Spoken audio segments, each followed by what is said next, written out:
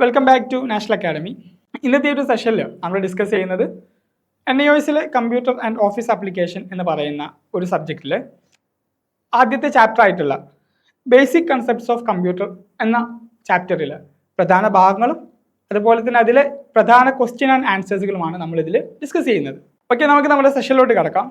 ഈ ഒരു ചാപ്റ്ററിൽ നമ്മൾ ഡിസ്കസ് ചെയ്യുന്ന ഭാഗങ്ങൾ, അതായത് ഈ ഒരു ചാപ്റ്ററിൽ നമ്മളോട് പറഞ്ഞിട്ടുള്ള ഭാഗങ്ങൾ, ഇതിൻ്റെ ഒരു പേര് പോലെ തന്നെ ബേസിക് കൺസെപ്റ്റ്സ് ഓഫ് കമ്പ്യൂട്ടർ എന്ന് പറഞ്ഞ പോലെ തന്നെ കമ്പ്യൂട്ടറിൻ്റെ ഒരു അടിസ്ഥാനപരമായിട്ടുള്ള കുറച്ച് കാര്യങ്ങളാണ്. അതുപോലെ തന്നെ കമ്പ്യൂട്ടർ അടിസ്ഥാനപരമായിട്ടുള്ള കുറച്ച് കാര്യങ്ങളും ഒരു ഓപ്പറേറ്റിംഗ് സിസ്റ്റത്തെയും കൂടി നമ്മൾ എന്ത് ചെയ്യുന്നുണ്ട്, ഈ ഒരു ചാപ്റ്റർ മുഴുവനായിട്ട് നമ്മൾ പഠിക്കുന്ന സമയത്ത് നമ്മൾ ഇതിൽ പരിചയപ്പെടുന്നുണ്ട്. ഓക്കെ, അപ്പോൾ ഈ ബേസിക് കോമ്പണൻസ്, അതിൽ ബേസിക് കൺസെപ്റ്റ്സ് ഓഫ് കമ്പ്യൂട്ടർ എന്ന് പറയുന്ന ഒരു ഭാഗത്തിൽ നമ്മൾക്ക് മെയിനായിട്ട് നമ്മൾ ഡിസ്കസ് ചെയ്യുന്നത് കമ്പ്യൂട്ടറിൻ്റെ മെയിൻ യൂണിറ്റ്സ് ആണ്. അതായത് ഫംഗ്ഷണൽ യൂണിറ്റ്സ് എന്ന് പറഞ്ഞിട്ടുള്ള യൂണിറ്റുകൾ ഉണ്ട് കമ്പ്യൂട്ടറിന്. ആ ഒരു ഭാഗമാണ് വളരെ ഇമ്പോർട്ടൻ്റ് ആയിട്ടുള്ള ഒരു ഭാഗമാണ് ഈ ചാപ്റ്ററിൽ എപ്പോഴും ക്വസ്റ്റ്യൻ വരുന്ന ഒരു ഭാഗം കൂടിയാണ്.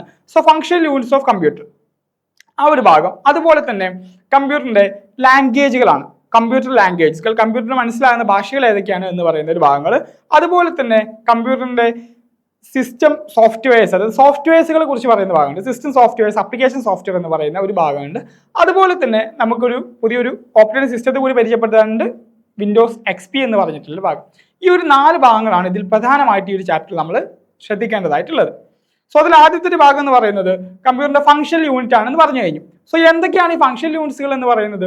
കമ്പ്യൂട്ടറിന്റെ ഫംഗ്ഷണൽ യൂണിറ്റുകളിൽ ആദ്യം വരുന്ന ഭാഗമാണ് ഇൻപുട്ട് യൂണിറ്റ് എന്ന് പറയുന്നത്. പിന്നെ വരുന്നതാണ് മെമ്മറി യൂണിറ്റ്, അതുപോലെ തന്നെ പ്രോസസ്സിംഗ് യൂണിറ്റ്, ഔട്ട്പുട്ട് യൂണിറ്റ്. അപ്പൊ എന്താണ് ഇൻപുട്ട് യൂണിറ്റ് എന്ന് പറഞ്ഞു കഴിഞ്ഞാൽ, ഇൻപുട്ട് യൂണിറ്റ് എന്ന് പറയുന്നത് കമ്പ്യൂട്ടറോട് ഡാറ്റ കൊടുക്കാൻ സഹായിക്കുന്ന ഒരു ഡിവൈസസുകളെയും അല്ലെങ്കിൽ ഡാറ്റ കൊടുക്കുന്ന ആ ഒരു പ്രോസസ്സിനെയാണ് നമ്മൾ എന്ത് ഇൻപുട്ട് യൂണിറ്റ് എന്ന് പറയുന്നത്. അപ്പോൾ ആ ഡാറ്റ കമ്പ്യൂട്ടറോട് കൊടുക്കാൻ ഉപയോഗിക്കുന്ന എല്ലാ ഉപകരണങ്ങളെയും എല്ലാ ഡിവൈസസുകളെയും നമ്മൾ എന്ത് വിളിക്കുന്നു? നമ്മൾ ഇൻപുട്ട് ഡിവൈസസ് എന്നും കൂടി വിളിക്കുന്നു. ഓക്കെ, അതുപോലെ തന്നെ മെമ്മറി യൂണിറ്റ് എന്ന് പറയുന്നത് കമ്പ്യൂട്ടറിന് സ്റ്റോർ ചെയ്ത് വെക്കാൻ, ഡാറ്റകളൊക്കെ സ്റ്റോർ ചെയ്ത് വെക്കാൻ വേണ്ടി ഹെൽപ്പ് ചെയ്യുന്ന ഒരു ഭാഗമാണ് മെമ്മറി യൂണിറ്റ് എന്ന് പറയുന്നത്. സോ മെമ്മറി യൂണിറ്റിൽ നമുക്ക് പ്രൈമറി മെമ്മറി ഉണ്ട്, സെക്കൻഡറി മെമ്മറി ഉണ്ട്. ഓക്കെ, അതുപോലെ തന്നെ പ്രൈമറി മെമ്മറിയിൽ നമുക്ക് റാം ആൻഡ് റോം എന്ന് പറയുന്ന ഭാഗങ്ങളൊക്കെ നമ്മൾ ഇതിൽ ഡിസ്കസ് ചെയ്യുന്നു. അതുപോലെ സെക്കൻഡറി മെമ്മറിയിലാണ് നമ്മൾ ഹാർഡ് ഡിസ്ക്, അതുപോലെ തന്നെ മറ്റു കോമ്പാക്ട് ഡിസ്ക് പോലത്തെ കാര്യങ്ങളൊക്കെ നമ്മൾ എന്ത് ചെയ്യുന്നുണ്ട്, നമ്മൾ ഡിസ്കസ് ചെയ്യുന്നത്. തേർഡ് വൺ എന്ന് പറയുന്നത് പ്രോസസ്സിംഗ് യൂണിറ്റ് ആണ്. പ്രോസസ്സിംഗ് യൂണിറ്റിലാണ് CPU എന്ന് പറയുന്ന ഒരു ഭാഗം കടന്നു വരുന്നത്. സോ CPU എന്ന് പറഞ്ഞു കഴിഞ്ഞാൽ കൺട്രോൾ പ്രോസസ്സിംഗ് യൂണിറ്റ് എന്നാണ്. അതുപോലെ തന്നെ CPU എന്ന് പറയുന്നത് തന്നെ എന്താണ്, 2 ഭാഗങ്ങൾ അടങ്ങിയിട്ടുള്ള ഭാഗമാണ് അല്ലേ? CU plus ALU, right? Control unit, arithmetic logic unit, ഈ 2 ഭാഗങ്ങൾ കൂടി ചേർന്നിട്ടുള്ള ഒരു ഭാഗമാണ് എന്ത്, CPU എന്ന് പറയുന്നത്. കമ്പ്യൂട്ടറിന്റെ തലച്ചോറ് എന്നൊക്കെ നമ്മൾ വിളിക്കാറുള്ള ഒരു ഭാഗം. ഓക്കെ, അപ്പോൾ ഇതിന് കമ്പ്യൂട്ടറിന്റെ തലച്ചോറ് എന്ന് വിളിക്കാൻ കാരണമുണ്ട്. നമ്മൾ ഏത് യൂണിറ്റിനെ കുറിച്ച് പറയുന്നത്? പ്രോസസ്സിംഗ് യൂണിറ്റ് ആണ്. സോ പ്രോസസ്സിംഗ് യൂണിറ്റിൽ എന്താ നടക്കുന്നത്? പ്രോസസ്സിംഗ് യൂണിറ്റിൽ നമ്മുടെ സിസ്റ്റത്തിൽ നമ്മൾ എന്ത് ഡാറ്റ കൊടുത്തിട്ടുണ്ടോ ആ ഡാറ്റ ഏത് രൂപത്തിലോട്ടൊക്കെ ആക്കണം എന്നുള്ളൊരു ഭാഗമാണ് എന്തിൽ നടക്കുന്നത്? പ്രോസസ്സിംഗ് യൂണിറ്റിൽ നടക്കുന്നത്. ഓക്കെ, അപ്പൊ അതുകൊണ്ടാണ് നമ്മൾ അതിനെ തലച്ചോറ് എന്ന് പറയുന്നത്. നമുക്കൊക്കെ എന്താണ്, ബ്രെയിനാണ് എല്ലാ കാര്യങ്ങളും തീരുമാനിക്കുന്നത് അല്ലേ? നമ്മളൊരു കാര്യം ചെയ്യണമെന്നുണ്ട് തോന്നുകയാണെന്നുണ്ടെങ്കിലൊക്കെ ആദ്യം നമ്മുടെ ബ്രെയിനിൽ കാര്യങ്ങൾ എത്തുന്നു, അതിനനുസരിച്ചാണ് നമ്മൾ അവയവങ്ങളൊക്കെ വർക്ക് ചെയ്യുന്നത് അല്ലേ? അതുപോലെ തന്നെയാണ് കമ്പ്യൂട്ടറിന്റെ CPU എന്ന് പറയുന്നത്. ഓക്കെ, അപ്പോൾ അതിനനുസരിച്ചാണ് നമ്മുടെ മറ്റുള്ള ഡിവൈസസുകളൊക്കെ വർക്ക് ചെയ്യുന്നത്. ഓക്കെ, അതാണ് ഇപ്പോൾ പ്രോസസ്സിംഗ് യൂണിറ്റ് എന്ന് പറയുന്നത്. And last one output unit ആണ്. അങ്ങനെ ഈ ഒരു കാര്യങ്ങളൊക്കെ ചെയ്ത് കഴിഞ്ഞാൽ പ്രോസസ്സിംഗ് യൂണിറ്റ് എന്ത് ചെയ്തു, ഏത് രൂപത്തിലോട്ടാണ് ഒരു ഡാറ്റയെ മാറ്റേണ്ടതെന്നുള്ള രൂപത്തിലൊക്കെ മാറ്റി കഴിഞ്ഞു. ശേഷം എന്ത് ചെയ്യണം, ഇത് ആർക്ക് കൊടുക്കണം?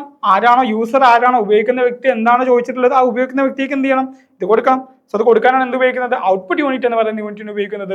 സോ ഔട്ട്പുട്ട് യൂണിറ്റുകൾ നമ്മൾ ഔട്ട്പുട്ട് ഡിവൈസസ് എന്ന് വിളിക്കാറുണ്ട് അല്ലേ? അതായത് ഡാറ്റകൾ നമുക്ക് റിസൾട്ടുകൾ പുറത്തോട്ട് എത്തിക്കാൻ വേണ്ടി സഹായിക്കുന്ന, ഡാറ്റയെ പുറത്തോട്ട് കൊണ്ടുവരാൻ വേണ്ടി സഹായിക്കുന്ന ഡിവൈസുകളിൽ ആ ഒരു യൂണിറ്റിനെയാണ് നമ്മൾ എന്ത് വിളിക്കുന്നത്? ഔട്ട്പുട്ട് യൂണിറ്റ് എന്ന് വിളിക്കുന്നത്. അപ്പൊ അതാണ് ഇതിന്റെ ഏറ്റവും ഒരു പ്രധാനപ്പെട്ട ഒരു ഭാഗം. അത് ആ ഒരു ഭാഗം തന്നെയാണ് നമ്മൾ കമ്പ്യൂട്ടറിന്റെ ഫംഗ്ഷൻ ആയിട്ട് നമ്മൾ എന്ത് ചെയ്യാറുള്ളത്, നമ്മൾ പറയാറുള്ളത്. ഓക്കെ, സോ നെക്സ്റ്റ് ഭാഗം എന്ന് പറയുന്നത് കമ്പ്യൂട്ടറിന്റെ ലാംഗ്വേജസ് ആണ്. അതായത് കമ്പ്യൂട്ടറിന് മനസ്സിലാകുന്ന ഭാഷകളുണ്ട്, അതുപോലെ തന്നെ കമ്പ്യൂട്ടർ മനസ്സിലാകാത്ത ഭാഷകളുണ്ട്. സിമ്പിൾ ആയിട്ട് പറയുകയാണെന്നുണ്ടെങ്കിൽ കമ്പ്യൂട്ടർ മനസ്സിലാകുന്ന ഭാഷ ഒറ്റൊന്നേ ഉള്ളൂ. അതിനാണ് നമ്മൾ എന്ത് വിളിക്കുന്നത്? മെഷീൻ ലാംഗ്വേജ് അല്ലെങ്കിൽ ബൈനറി ലാംഗ്വേജ് എന്ന് വിളിക്കുന്നത്. ഓക്കെ, അപ്പൊ കമ്പ്യൂട്ടറിന് നമ്മൾ പറയുന്ന ഭാഷയൊന്നും കമ്പ്യൂട്ടർ എന്ത് ചെയ്യില്ല, സിസ്റ്റത്തിന് മനസ്സിലാകത്തില്ല. നമ്മൾ മലയാളം പറയുന്നവരുണ്ട്, ഇംഗ്ലീഷ് പറയുന്നവരുണ്ട്, ഈ ലാംഗ്വേജ് ഒന്നും എന്ത് ചെയ്യില്ല, കമ്പ്യൂട്ടർ മനസ്സിലാവില്ല. ഓക്കെ, അപ്പൊ അതിനൊക്കെ എന്ത് ചെയ്യണം? ബൈനറി ലാംഗ്വേജ് 0 and 1 എന്നടങ്ങിയിട്ടുള്ള കോഡിലോട്ട് കൺവേർട്ട് ചെയ്തിട്ട് വേണം എന്ത് ചെയ്യാൻ, സിസ്റ്റത്തിലോട്ട് കൊടുക്കാൻ. അതുകൊണ്ട് തന്നെ നമ്മുടെ കമ്പ്യൂട്ടർ ലാംഗ്വേജുകൾ നമ്മൾ 2 ടൈപ്പ് ആക്കിയിട്ടുണ്ട്. Low level language, high level language എന്ന് പറഞ്ഞിട്ട്. ലോ ലെവൽ ലാംഗ്വേജ് എന്ന് പറയുന്നത് കമ്പ്യൂട്ടർ പെട്ടെന്ന് മനസ്സിലാക്കുന്ന ഭാഷകളും, ഹൈ ലെവൽ ലാംഗ്വേജ് എന്ന് പറയുന്നത് കമ്പ്യൂട്ടർ മനസ്സിലാക്കാൻ ബുദ്ധിമുട്ടുള്ള ഭാഷകളുമാണ് നമ്മൾ ഹൈ ലെവൽ ലാംഗ്വേജ് എന്ന് വിളിക്കുന്നത്. അപ്പോൾ ലോ ലെവൽ ലാംഗ്വേജിന് എക്സാമ്പിൾ ആയിട്ട് നമുക്ക് മെഷീൻ ലാംഗ്വേജ് തന്നെ പറയാം അല്ലെ, ബൈനറി കോഡ് തന്നെ പറയാം. അതുപോലെ ഹൈ ലെവൽ ലാംഗ്വേജിന് നമുക്ക് ഒരുപാട് എക്സാമ്പിളുകളുണ്ട്. C++ ഉണ്ട്, സി ഉണ്ട്, കൊബോൾ ഉണ്ട്, പോലത്തെ ഒരുപാട് ലാംഗ്വേജ് നമുക്ക് അവൈലബിൾ ആണ്. അപ്പോൾ ഒരു പ്രോഗ്രാമർ എന്താ ചെയ്യുക, പ്രോഗ്രാമർ ഹൈ ലെവൽ ലാംഗ്വേജിലാണ് എന്ത് ചെയ്യുന്നത്, പ്രോഗ്രാം ചെയ്യുന്നത്. അതിനെന്ത് ചെയ്യാണ്, ലോ ലെവൽ ലാംഗ്വേജിലോട്ട് കൺവേർട്ട് ചെയ്ത് മാറ്റുകയാണ്. ഓക്കെ, ശേഷം നമുക്ക് പറയാനുള്ള ഒരു ഭാഗമാണ് കമ്പ്യൂട്ടറിന്റെ സോഫ്റ്റ്വെയർസുകളെ കുറിച്ച്. അപ്പോൾ ഈ സോഫ്റ്റ്വെയർസിനെ കുറിച്ച് പറയുന്നതിന് മുമ്പ് ഒരു കമ്പ്യൂട്ടർ വർക്ക് ചെയ്യണമെന്നുണ്ടെങ്കിൽ നമുക്ക് അതിന്റെ 2 പാർട്ടുകൾ കൂടി നമുക്ക് അത്യാവശ്യമാണ്. അതായത് കമ്പ്യൂട്ടർ 2 ഭാഗങ്ങൾ ഒരുമിച്ച് ഉണ്ടായി കഴിഞ്ഞാലാണ് നമുക്ക് എന്ത് ചെയ്യാൻ പറ്റുക, സിസ്റ്റം എന്ന് പറയുന്ന സംവിധാനത്തെ നമുക്ക് വർക്ക് ചെയ്യിപ്പിക്കാൻ പറ്റുക. സോ അതിന്റെ പാർട്ടാണ് എന്ത്, ഒന്ന് ഹാർഡ്വെയർ പാർട്ടും അതുപോലെ തന്നെ സോഫ്റ്റ്വെയർ പാർട്ടും. ഓക്കെ, രണ്ടും കൂടി നമുക്ക് അനിവാര്യമാണ്. സോ നമ്മൾ ഇതിൽ പറയുന്നത് സോഫ്റ്റ്വെയർ പാർട്ടിനെ കുറിച്ചാണ്. അപ്പോൾ സോഫ്റ്റ്വെയർ എന്ന് പറയുന്നത് ഒരു സിസ്റ്റം, ഒരു പ്രോഗ്രാമുകളുടെ കൂട്ടത്തെയാണ് നമ്മൾ എന്ത് വിളിക്കുന്നത്, നമ്മൾ പൊതുവെ സോഫ്റ്റ്വെയർസ് ഒക്കെ എന്ന് വിളിക്കുന്നത്. അതായത് സിസ്റ്റം ഓപ്പൺ ആകുന്നത് മുതൽ സിസ്റ്റം ഓഫ് ആകുന്നത് വരെ റൺ ചെയ്യുന്ന ഒരു സംവിധാനമാണ്. നമ്മൾ ഓപ്പറേറ്റിംഗ് സിസ്റ്റം ഒക്കെ എന്ത് ചെയ്യുന്നതാണ്, ഈ ഒരു സോഫ്റ്റ്വെയർസിന്റെ ഗണത്തിൽ പെടുന്നതാണ്. അതുപോലെ തന്നെ ഈ സോഫ്റ്റ്വെയർസിനെ നമ്മൾ എന്ത് ചെയ്തിട്ടുണ്ട്, 2 പാർട്ടാക്കി തിരിച്ചിട്ടുണ്ട്. സിസ്റ്റം സോഫ്റ്റ്വെയറും അതുപോലെ തന്നെ ആപ്ലിക്കേഷൻ സോഫ്റ്റ്വെയറും.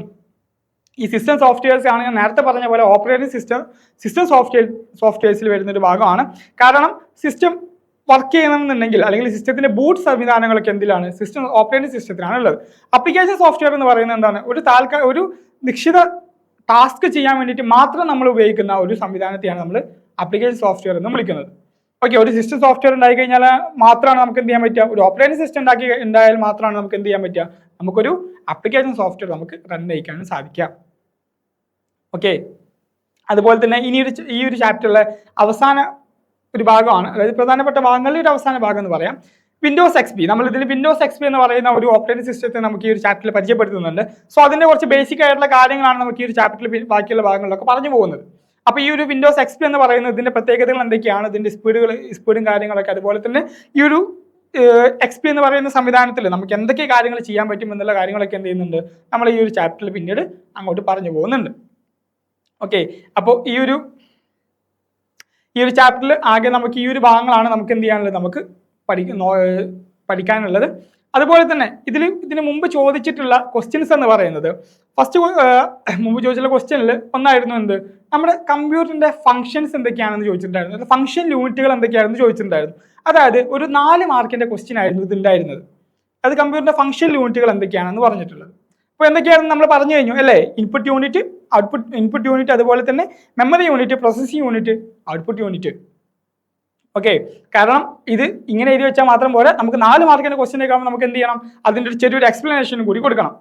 ഓക്കെ, അപ്പോൾ നിങ്ങൾ ശ്രദ്ധിക്കുക, 4 മാർക്ക് എന്ന് പറയുന്നത് നിങ്ങളുടെ ടോട്ടൽ മാർക്ക് എത്രയാണെന്ന് നിങ്ങൾ ചിന്തിക്കണം. അതിലെ 4 മാർക്ക് എന്നാണ് പറയുന്നത്. ഓക്കെ, അപ്പോൾ അത്യാവശ്യം നല്ലൊരു മാർക്ക് തന്നെയാണ് ഈ ഒരു ക്വസ്റ്റ്യൻ ആയിട്ട് വന്നിട്ടുള്ളത്.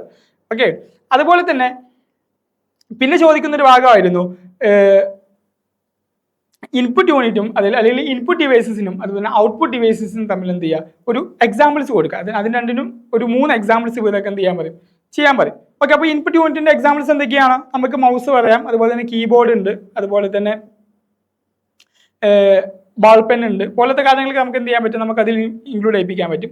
ഔട്ട്പുട്ട് യൂണിറ്റിൽ നമുക്ക് എന്തൊക്കെ എക്സാമ്പിൾസ് കൊടുക്കാൻ പറ്റും, സ്പീക്കറുകളുണ്ട്, മോണിറ്ററുകളുണ്ട് അല്ലേ, പോലത്തെ കാര്യങ്ങളൊക്കെ നമുക്ക് എന്ത് ചെയ്യാൻ പറ്റും, നമുക്കതിൽ ഇൻക്ലൂഡ് ചെയ്യിപ്പിക്കാൻ പറ്റും. പ്രിന്ററുകളൊക്കെ നമുക്കതിൽ ഉൾപ്പെടുത്താം.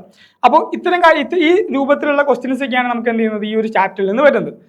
ഓക്കെ, അപ്പോൾ ഈ ഒരു ചാപ്റ്ററിലേക്ക് കംപ്ലീറ്റ്, അതായത് എല്ലാ കാര്യങ്ങളും ഡീറ്റെയിൽ ആയിട്ട് പറഞ്ഞിട്ടുള്ള ക്ലാസ്സസ് ഒക്കെ നമ്മുടെ നാഷണൽ അക്കാഡമിയുടെ ആപ്പിൽ അവൈലബിൾ ആണ്. ഞാൻ നേരത്തെ പറഞ്ഞ വിൻഡോസ് XP എന്ന് പറയുന്ന സോഫ്റ്റ്വെയറിനെ കുറിച്ച് ഡീറ്റെയിൽ ആയിട്ട് അതിൻ്റെ എല്ലാ ഭാഗങ്ങളും വീഡിയോസ് സഹിതം കാണിച്ചിട്ടുള്ള ക്ലാസ്സസ് ഒക്കെ നമ്മുടെ നാഷണൽ അക്കാഡമിയുടെ ആപ്പിൽ അവൈലബിൾ ആണ്. സോ നിങ്ങൾക്ക് അതൊക്കെ ആക്സസ് ചെയ്യണമെന്നുണ്ടെങ്കിൽ ഉടനെ തന്നെ നിങ്ങൾ എന്ത് ചെയ്യുക, നാഷണൽ അക്കാഡമിയുമായിട്ട് ബന്ധപ്പെടുക. കോൺടാക്ട് നമ്പർ നിങ്ങൾക്ക് താഴെ കാണാം. ഓക്കെ, സോ ക്ലാസ് വൈൻഡപ്പ് ചെയ്യാണ്. Thank you.